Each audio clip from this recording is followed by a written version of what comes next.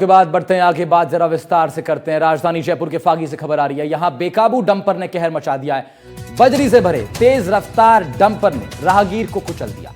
हादसे में राहगीर की दर्दनाक मौत हो गई है। फागी एसडीएम ऑफिस के सामने स्टेट हाईवे पर यह हादसा हुआ।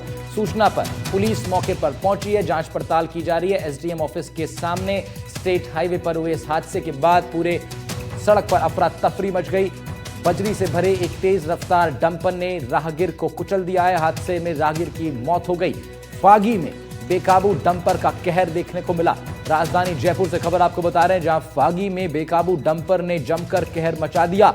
बजरी से भरे तेज रफ्तार इस डंपर ने रास्ते से गुजर रहे एक राहगीर को कुचल दिया। हादसे में राहगीर की दर्दनाक मौत हो गई है। फागी जयपुर से ये तस्वीरें सामने आई हैं जो दिल दहला देने वाली हैं। एक राहगीर की इस हादसे में दर्दनाक मृत्यु हो गई। एक तेज रफ्तार बजरी से भरा डंपर और इस हादसे में एक व्यक्ति की जान चली गई। मौके पर ही उन्होंने दम तोड़ दिया। फागी एसडीएम ऑफिस के सामने स्टेट हाईवे पर यह हादसा हुआ। सूचना पर फागी थाना पुलिस मौके पर पहुंची। तब तक बहुत देर हो चुकी थी। इस एक्सीडेंट में व्यक्ति की जान चली गई। वीरेंद्र सिंह शेखावत हमारे सहयोगी हमारे साथ जुड़ रहे हैं, उनका रुख कर लेते हैं।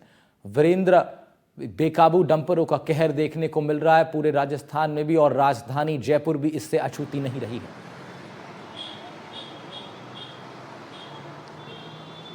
बिल्कुल, देखिए राहुल, आपको बताना चाहेंगे ये जो पूरा घटनाक्रम हुआ है ये जयपुर के फागी इलाके के अंदर हुआ है, जहाँ पर जो है एक तेज रफ्तार जो डंपर होता है जिसके अंदर बजरी है वो लोडेड थी और उसने जो है एक राहगीर को टक्कर मारी, जिससे राहगीर की मौके पर मौत हो जाती है। इससे पूर्व के अंदर भी आपने देखा होगा कि किस तरीके से जो है एक तेज रफ्तार जो डंपर होता है वो जो है राहगीरों को जो है कुचलते हुए जो है आगे बढ़ता हुआ दिखाई देता है। और उसके बाद जो है जब उस पूरी घटनाक्रम के अंदर पता चलता है तो लगभग 13 से 14 लोगों की डेथ हो जाती है। यानी कुल मिलाकर जो ये रफ्तार है ये कहीं ना कहीं लोगों के लिए अब आफत बनती हुई दिखाई दे रही है। और इसके जो शिकार हैं, जो आम तौर पे देखा जाता है कि पैदल चलने वाले जो राहगीर होते हैं उनको ये अपना शिकार बना रहे हैं। तो इसकी वजह से जो है लोगों का सड़क पर चलना भी दुश्वार हो गया है। और इस पूरे घटनाक्रम के बाद से जो है फागी पुलिस है वो मौके पर पहुंची है और जो डंपर था उसकी भी जो कह सकते हैं कि पहचान करने की कोशिश कर रही है कि आखिर किसका डंपर था, उसके क्या नंबर रहे होंगे। इन तमाम चीज़ों के जो जवाब है वो फागी पुलिस के द्वारा जो है जांच की जा रही है। बहरहाल अगर बात की जाए इस पूरे मामले को लेकर, राहगीर की जो है मौके पर मौत हो चुकी है। और जहां पर ये घटना घटी है, सबसे अहम बात ये है कि एसडीएम ऑफिस के जस्ट सामने जो है ये घटना घटी है। और वहाँ पर अमूमन जो है आए दिन कई दुर्घटनाएँ होती रहती है, जिसको लेकर जो है कई वहाँ के जो स्थानीय निवासी हैं उन्होंने भी जो है प्रशासन को भी जो है कहा है कि यहाँ पर जो है या फिर तो आप ब्रेकर लगवाइए या फिर कुछ इस तरीके से कीजिए जिससे क्या है कि गाड़ियों की स्पीड है वो कम हो सके। तो इसको लेकर भी जो है ग्रामीण हैं वो अपनी मांग को लेकर पिछले लंबे समय से जो कह सकते हैं कि प्रशासन के सामने अपनी मांग रखते हुए दिखाई दे रहे हैं। लेकिन ये जो घटना हुई है ये घटना जो है राजधानी के अंदर फागी तहसील के अंदर ही हुई है। और इसकी वजह से जिस राहगीर की मौत हुई है वो जो कह सकते हैं कि उनके परिजनों का भी कहना है कि यहाँ पर जो है लंबे समय से जो कह सकते हैं कि जो ब्रेकर या फिर और जो स्पीड वाहन चलते हैं उनको रोकने का जो उपाय है वो प्रशासन को जल्द से जल्द करना चाहिए, जिससे क्या है इस तरीके की घटनाओं का दोहराव ना हो। जी राहुल।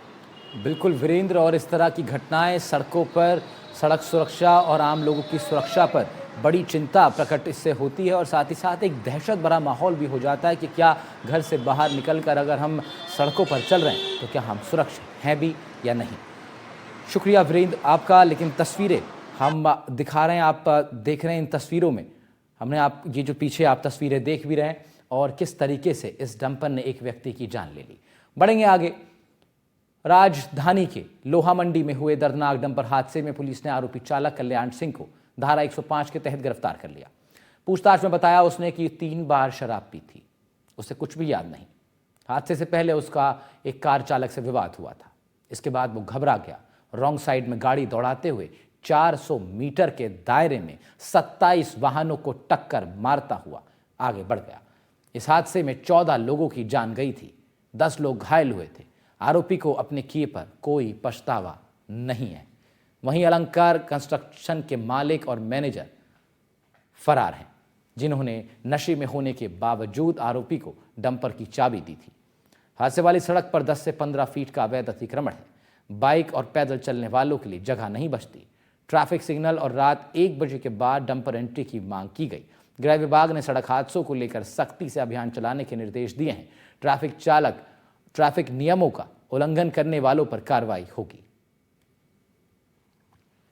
में हमने इसको कल गिरफ्तार कर लिया है और ये बहुत ही संवेदनहीन और बहुत ही जैसे गंदी मानसिकता का आदमी होता है उस तरीके का आदमी है और ये ड्रिंक भी था और इसको हमने काफ़ी उस बारे में पूछताछ गहनता से हम कर रहे हैं कि क्या रीजंस रहे कि इसने इस तरीके से।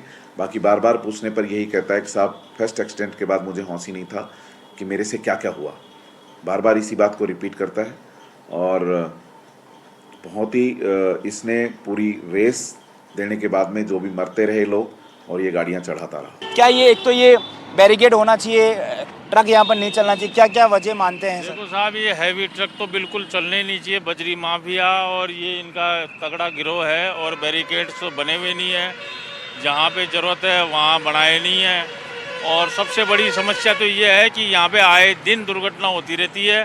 14 नंबर से लेकर और आप दादी के फाटे तक चल जाओ, इस हाई टेंशन लाइन के नीचे इतने अतिक्रमण हो रहे हैं कि इनको सरकार को हटाने में मुझे पता नहीं चल रहा कि शर्म क्यों आ रही है।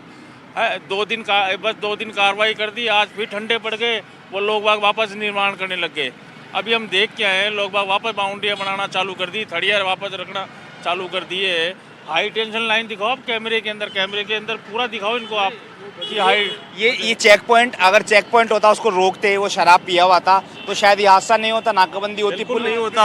अगर सावधानी रहती, कोई 34 नंबर स्टैंड पर चेक पॉइंट वाली जगह भी है, 4 रुपये से साधन आते जाते हैं तो वहाँ से कुछ नहीं था, वहाँ पर कुछ नहीं था। चेक कोई नाकाबंदी कुछ नहीं, नाकाबंदी कुछ नहीं थी। और ये बजरी मंडी वाले यहाँ वो पत्थर गोल गोल पत्थर आते हैं, उनको छांटने में वहाँ एक्सीडेंट की पॉइंट बन रहा है।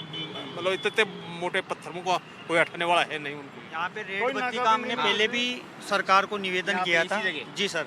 तो यहाँ पे ट्रैफिक पुलिस के लिए भी निवेदन किया था, लेकिन हादसा होने के बाद में ही ट्रैफिक पुलिस आई है। अभी तक बत्ती का कोई भी सीन नहीं हुआ अभी तक। रोड भी ये टूटी हुई है, चौराया जी, रोड ये पूरी टूटी हुई है। और सर यहाँ पे जो भारी वाहन है उनको अगर रात्रि में प्रवेश करे तो काफ़ी और भी बेहतर बनेगा। 11 बजे बाद ही जयपुर का नियम है जी। अच्छा, 11 बजे बाद ही जयपुर का नियम है, लेकिन यहाँ तो ये देखिए ये एक और गया। ये अगर इस तरह से 24 घंटे चलेंगे तो आबादी क्षेत्र के अंदर ये 100 फीट लोहा मंडी रोड है, इसके अंदर 24 घंटे ट्रक और डंपर, बजरी के डंपर वगैरह ये सारे चल रहे हैं। परंतु इसके अलावा जो अभी ये लेटेस्ट आप कैमरे में दिखाओ, नई रोड बनाई हो, ठेकेदार ने भी यहाँ खड्डा छोड़ दिया। ये देखो यहाँ से बना दी और यहाँ स्पीड ब्रेकर दिया नहीं, जहाँ जरूरत है वहाँ तो स्पीड ब्रेकर दे नहीं रही है। अगर पहले से ही ये सारे प्रबंध किए जाते तो शायद ये इतनी बड़ी अनहोनी की घटना नहीं होती। इसमें देखा गया है कि इसमें लापरवाही रही है। वो शराब पीकर आया लेकिन चेक पोस्ट पर उसको नहीं रोका गया, किसी नाकाबंदी पॉइंट पर उसको नहीं रोका गया, जिसके बाद उसके चालक के हौसले बुलंद हो गए और उसने एक्सीलेटर पर पैर दबाया, उसने पलट के देखा नहीं और इसमें दुखद 14 लोगों की मौत हो गई। सहयोगी सुशील के साथ दीपक चावला, NDTV, जयपुर।